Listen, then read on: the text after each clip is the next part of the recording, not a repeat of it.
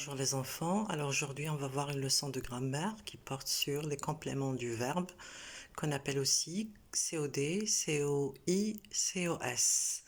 Commençons d'abord par faire l'analyse de ces phrases. Alors Samir parle, c'est une phrase qui est constituée d'un sujet et d'un verbe. La deuxième phrase, Samir parle à sa sœur, c'est une phrase constituée d'un sujet, d'un verbe et d'un complément d'objet indirect. Donc, Samir parle à qui? À sa sœur. C'est un complément d'objet indirect. La troisième phrase, Samir parle de son travail. Samir parle de quoi? De son travail. C'est un complément d'objet indirect. La quatrième phrase, Samir parle de son travail à sa sœur. Alors, Samir, c'est un sujet. Parle, c'est un verbe. Parle de quoi? De son travail, c'est un complément d'objet indirect. À qui? À sa sœur, c'est un complément d'objet second. Donc ici, parle a deux compléments, un COI et un COS. La quatrième phrase, Léa lit. C'est une phrase constituée d'un sujet et uniquement d'un verbe. Donc un sujet et un verbe. Passons à la cinquième phrase. Léa lit une bande dessinée. C'est une phrase constituée d'un sujet, d'un verbe. Léa lit quoi?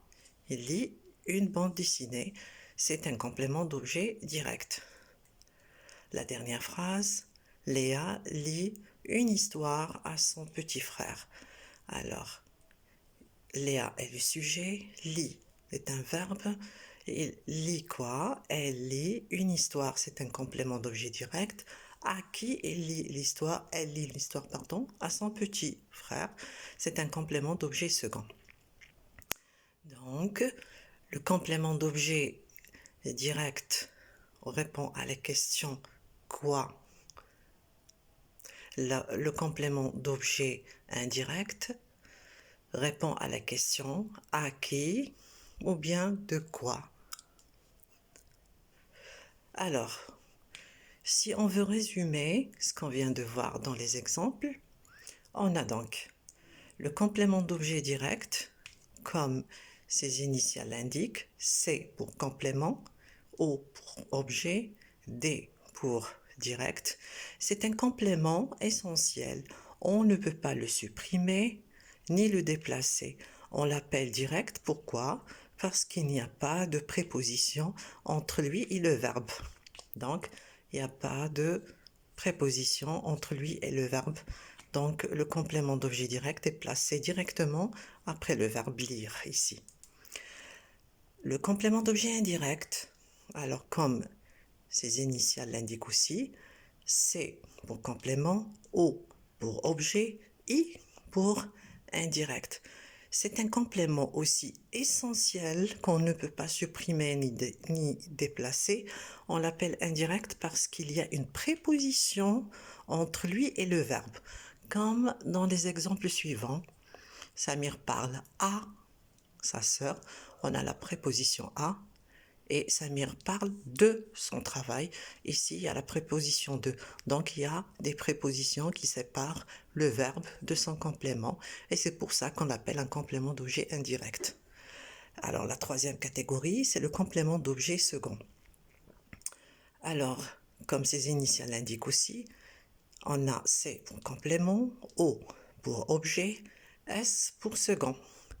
Alors, celui-là, c'est un complément qu'on peut supprimer.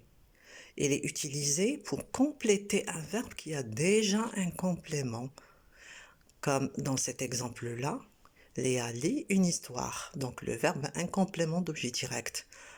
Et on lui a ajouté un autre complément qu'on appelle complément second, d'accord, à son petit frère. C'est un COS qui complète un verbe qui a déjà un complément.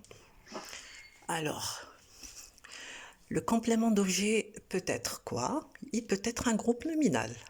Le loup mange la chèvre. La chèvre ici, c'est un groupe nominal. Il peut être aussi un nom propre. Cette affaire inquiète Léa. Léa ici, c'est un complément d'objet direct et c'est un nom propre. Le complément d'objet, il peut être un verbe à l'infinitif. Après le confinement, je souhaite sortir. Sortir ici, c'est un verbe à l'infinitif et il est un complément d'objet direct. Le complément peut être aussi un pronom personnel. J'aime mon ami Iman. Je la trouve gentille. Alors ici, pour ne pas répéter le mot Iman, je l'ai remplacé par le pronom complément la. Alors, si on veut schématiser la leçon, on peut le faire de la façon suivante. Donc, le complément du verbe est un complément essentiel, non déplaçable, non supprimable.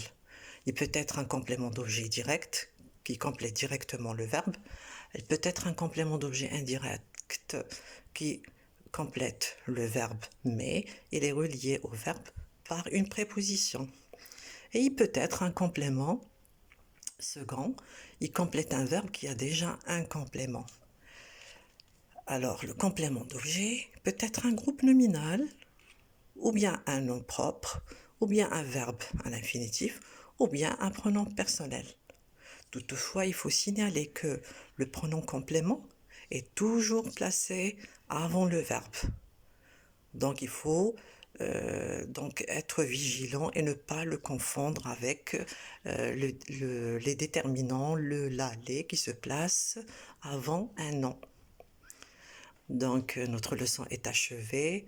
Je vais vous envoyer le je retiens en fichier PDF et les exercices aussi. Et je vous dis au revoir et à la prochaine leçon, Inch'Allah.